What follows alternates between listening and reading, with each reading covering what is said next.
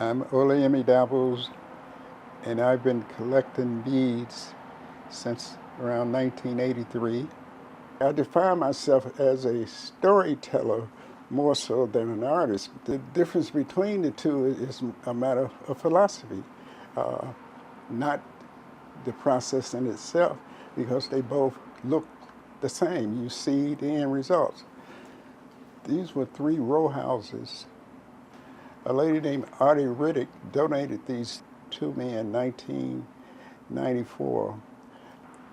This would be the first bead museum in the city of Detroit. Google would identify us as the largest bead museum in this country. You're literally surrounded by materials that are one of a kind. Everything around you that you see on the walls, out of the installation, has a reason for being here. Only those things that connect with your emotions will stand out. I'm more interested in the relationship that you have with these pieces. So when you go out there and look around, you will see iron, rocks, wood, and mirrors.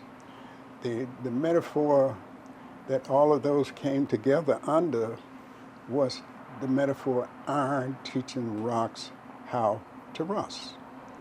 Metaphors is the best way to teach. Now, the metaphor is culture. It's based on a 100-year period of time that covers the relationship between black and whites. And there are 4 ingredients in this culture: iron, rocks, wood, and mirrors. And if iron is teaching rocks how to rust, it has to be one culture who's running dominant over the other cultures, because he's teaching everyone how to rust. So from that, you can mimic the way we're educated. Out there in that installation, there's a table setting. The table setting, you'll see it, rocks and a fake cake, and it's iron teaching rocks table manners. Teaching someone to rust also is about teaching you to get involved with someone else's culture.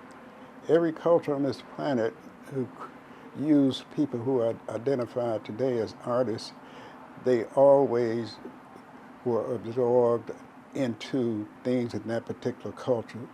So it's only natural that my work would deal with the struggles, aspirations, and issues that deal with the African community. Most traditional art was done in the community. It was not done to fit in someone's living room, dining room, a place of gathering. It had something to do with communicating specific information to the broader community. We had art in the community long before we had it on our walls. We have a responsibility to pass that along, which we've learned, and conclusions about what we have learned. And part of that learning process is not communicated with words. It's dealing with the other senses that we have.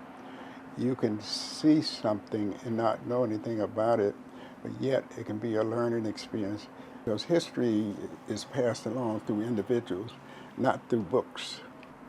You can't hide what you're doing if you are a maker.